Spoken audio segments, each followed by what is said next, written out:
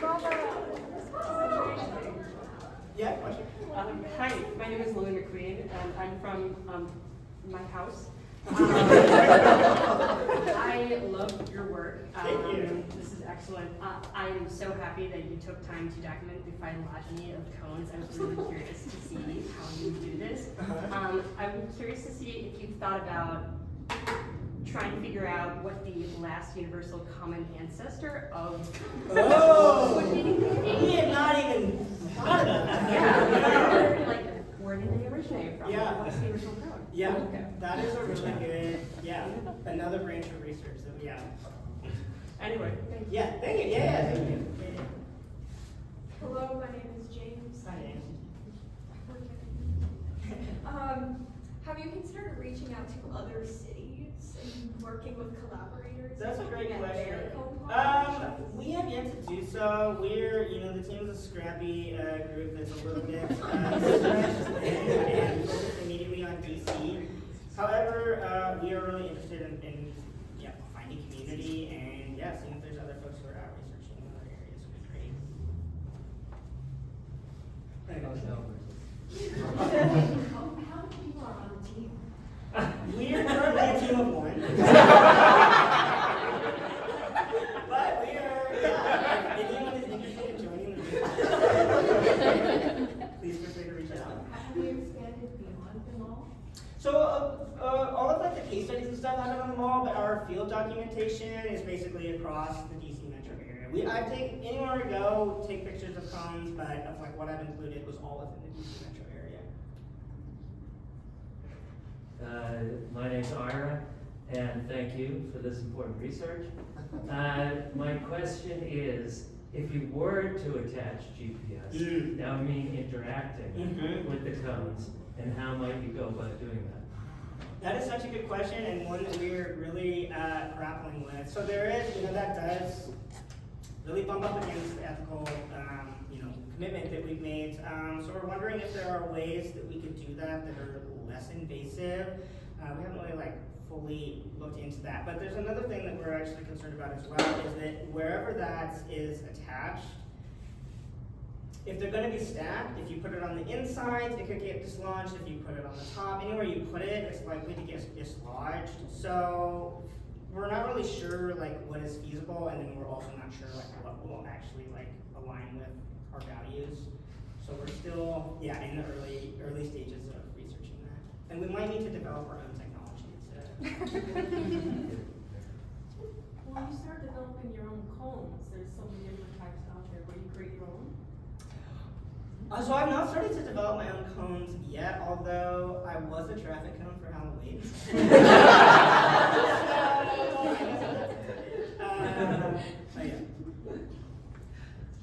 Did you notice any of the cones in their code migration going from site to site, or were they kind of contained within their own areas? So what we were able to, really of the individuals that we were able to track, really just Beaky, because again, that really distinct markings, and we're just hoofing it around on foot, so it's hard to, we're really at the mall kind of in that area, but it would be interesting to go to different construction sites and around that and see, across the city where things are moving, but so far we've mostly been kind of in the mall and really kind of that one subject.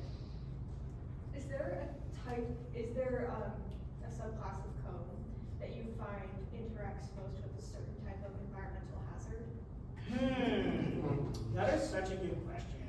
Well, interestingly, delineators of what I've seen is sometimes they're called channelizers. They seem to be used a lot around the areas of construction in Smithsonian, are lined up, them and drum cones, just kind of restricting, blocking off areas that used to be parking for construction and that sort of thing. So they kind of seem to be more longer formations working collectively, while standard cones tend to appear on their own. However, you'll find the odd drum cone here and there. And delineators, not as much, but yeah. Hi, my name is Ty. I really appreciate that you've taken a census of the National Mall because that is a very, very high density place for traffic cones. Yes. I'm wondering if there's any other sites that you're interested in taking censuses of to maybe compare against the finds that you found inside the mall. That is such a good question. We haven't identified other sites. I think one thing that also was like about the National Mall is like when you go out there, it's so much open space. You can really like get a sense like this is a cone dense area. Whereas walking around, you know, streets and that sort of stuff, it can be kind of hard to get a sense of that. And then also the National Mall is just such an easy, confined area in of itself. But definitely I think that they're, choosing just kind of setting up blocks where censuses are conducted that's like an important next step too. Jackson Barton, currently independent, but man of science, I know you're not supposed to talk about this or give your opinion, but this is such a new field of study. We're learning so much about this area of science. For you personally, what has been the most interesting or you think significant finding so far? Outside of science? Oh, in conology. Sorry. Were you saying as a science? You're asking scientifically? Yeah. For you personally. What was the most interesting? Yeah. I think just like Beaky, the amount of, two things. One, Beaky's movements, just like sometimes again would be just this kind of like random things. I didn't mention is sometimes like Beaky would be this way, and then like next it would be like 20 feet like this way. So a lot of like rotation that we were able to like tell we wouldn't have been able to see before, but again because Beaky. And then I think also there's something about case study 1, just the first time that we saw that out in the field was just like, what is happening here? And so I think the kind of the excessive presence of cones in situations is also like an area of interest as well. As Beaky has gone missing, will you be working with the police to find maybe do a missing cone? So I genuinely think I'm likely to put up a missing cone in the area. I actually, I cannot begin to express the emotional experience of. Well, and I knew it was coming. I could just sense it. Actually, the last time I saw Beaky, the first time ever, I did a video of Beaky and I did a 360. I don't know why. It was just like now's the time. But anyways, when I went back, there was some. They've been doing all sorts of stuff on the mall, setting up for the big prayer thing, whatever they did. But there was folks coming in doing construction, and there was a bunch of big trucks that came through. And this guy came apart, and I said, "Hi, I have kind of a weird question. Have you seen this cone before?" He hadn't, but he said, interestingly, oftentimes construction folks will just use like whatever cones are around. But so I think that like kind of my main, in addition to kind of asking the people who are actively doing construction, I really think that trying to connect with the contractor, and Beaky and the other cones around him had TCC written in Sharpie on the top. I've Googled, nothing comes up, but that is like one point of, trying to identify Beaky. But I really think that going through like the contractors and like even just asking the folks, like, and also that's why I think like putting up the like, has anybody seen this cone in that area where the construction workers are there, like, you gotta recognize it, I know we're introducing ourselves now. I'm Heather. I live east of the river in a place that's pretty cone dense. Okay. Yeah, in a residential area. Yes, and we have different colors of cones too. Today I came upon 2 green cones. They were both knocked over, and one was solid and one was perforated. So I'm wondering, have you come across Perforated? cones? No. I didn't see any of your presentation Wow. today. Okay, wait, describe that more. Was it? It has holes. It has holes. Just did it have? On all sides. Was it a continuous space? Yes. It was continuous. Yeah. Okay, great. Yes. Yes. And I was wondering, are you going to be attending the State of Science talk at the National Academy of Science? No. Is that an invite only situation? It's not. You can Okay. register. Give me the we'll connect that because I'll look at that. Yeah, that's interesting. I don't think they're going to be talking about chronology this year. This year. Next year. Yeah. So when you were going going through the subspecies, you often gave us the height of the cone, as well as when you documented Beaky's movement, gave us the distance in which Beaky moved. I'm curious how you were able to obtain those measurements without violating your ethical principles. That's a great question. So, as far as a quick Google will tell you that there are, like, traffic cones, the standard ones come in 12-inch, 18-inch, 26-inch, or 28-inch and 36-inch. And those are kind of like regulated in terms of like if you're going to be having any big construction or stuff on highway or road work or that sort of thing, that's when you want the 36-inch kind. But otherwise, yeah. So those are that is kind of like established knowledge. And then I used Google Earth. Yeah, Google Earth. And I pinned each like coordinate, and then I used their little. You can like measure it. And also super fun fact.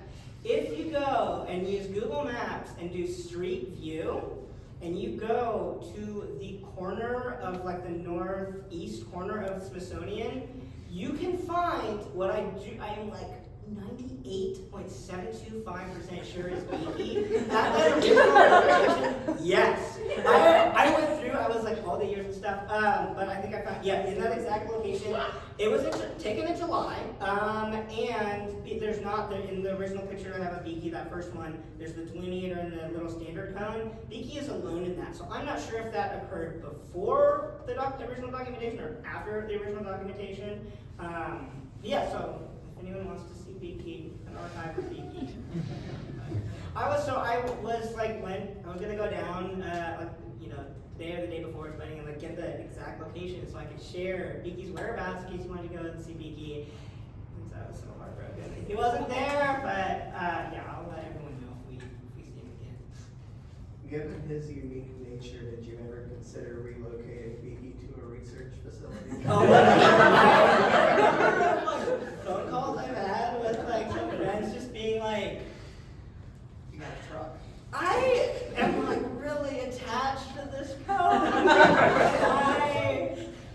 I just like I knew that I knew my heart was part. Here's the thing: it's like Beaky is out doing Beaky's thing. Beaky's living the country, and it's like a while. You don't want to like take some bringing it into the house. So, but yeah, there's that part of me that was just visions in my head of me like dead of night with like a big wagon and I'm like wheeling Beaky away. But mostly, yeah, as it was obviously because you haven't picked up on it, there was a extreme emotional attachment that was developed over the course of our relationship, and so it was less about like scientific kind of research with Beaky and more just about like just attachment in general. But kind of off of that, how many of the cones did you see do you think were impacted by humans? Because I know that one photo of the cone that was both filling and covering. As someone who works on construction sites, I have seen them do that naturally. But I wasn't sure. On themselves? Yes. Yeah. I mean, that's or when they're deployed, people, yeah. they'll kind of go. Okay, wait. Actually, what was the beginning part of your question again? How many of the cones do you think had human interference? Yeah, I mean, I think a lot. I think the thing that's like interesting about cones is there's so many. It's not like I was saying. The person who I was talking to was like, "Have you seen this cone?" He was like, "No, we just come and we use whatever's available." And he was just new to the scene, doing new construction, setting up stuff. So there's multiple people that are coming in and moving for like use, and then you've got people who kind of. Teenagers or whatever, not to stereotype, but folks will just move them on their own. But then you also have like the wind and other elements and things like that. I'm kind of curious if the wind is what blew over that first cone that I found. It was literally just like obstructing the sidewalk. So I think it's like a combination of factors, yeah. But it's hard to tell. Hi, Katarina here from Bones and Black Holes magazine. Based on your limited observations and stemming from your developing attachment to a particular cone, do you think they're generally domesticatable, or do you think they're wild? That's a good question. I wonder if that like depends on the species or the subspecies. I feel like I see a lot of like standard cones, particularly out like the smaller variety that are in more kind of like domesticated settings. Whereas I don't think I've ever seen like a drum cone in someone's backyard, but maybe they're out there. I don't know. Hi, I'm Angela. Thank you for this very impactful presentation. I'm curious if you were ever able to maybe just through like observation or actually like approaching people who might have been like moving the cones who probably clearly like maybe owned those cones. I wonder if you were able to like trace those to different groups or if this might be an avenue for future research and how the groups that actually like own those cones might impact how they interact with their environment. Yeah, wait, will you restate that question one more time? I don't know if I can. the various like larger distributors or folks who are moving massive amounts Yeah, of cones so and that sort of thing? not like the manufacturers obviously, but like the people who are buying those cones from the manufacturers. Yes. I was wondering if you had a way in this current round of research or maybe in future research to see how like the groups that those cones belong to, who the cone belongs to might like impact the way that it behaves in the environment. That's a really good question. I mean, that's like why I'm like eager to connect with distributors and manufacturers, is just to get a better sense. Like I once saw someone who was in like a little tiny sedan that had this like metal magnet on it. It was like traffic cone something, and I was just like, I gotta go talk to this guy. And so he was literally like pulling out some cones from the back of his car, and I was like, hey, like kind of weird question, but like what's going on here? Like tell me about the cones. So he was just, an individual doing kind of like a small operation. He was like, I don't know, I get called in and I move these cones. But then I've also seen like big trucks that are just like loaded full of like cones as well. So it'll be interesting to kind of see like large scale, small scale, and then also I'm sure that there are like big like warehouses that like hold a lot of drum cones that then go out to deployment or whatnot. So that'd be, I would love to get in and like see one of those places. Awesome. Any last questions? Do you consider yourself the Jane Goodall of cones? I love you said that. Yes, because it was like, that's very much how I felt with Beaky. Beaky was my one exception from home contact, to be fully transparent. And I would go and visit Beaky like pretty much like almost every day and just go and just like a little head pat. There's something about where the dome is. It pops up and it fits like really nicely here. So if that answers your question, yes. Try to maintain as much kind of like, space between me and the subjects, but sometimes they just like weasel their way into your heart. Bernal was so invested in finding him. Yeah. I would definitely hook you up a photo. If anyone else wants a photo of Beaky to kind of like help with broader locate Beaky efforts. Yes. Oh yeah, I'll post that. So if you want to follow, thank you. You can look up oliver.inthe.wild on Instagram. It's a baby fresh account, but I'm gonna start posting more of the coniology content, and so we'll get some like Beaky up there too. Will this recording of the presentation be available for public consumption? Absolutely, yes. Yeah, if you're interested in that as well, Yes. I will, provided that thing's still running, although I think I got, some help out here doing a backup, so, yes, we'll be for sure, yeah. Awesome. Well, thank you, everyone.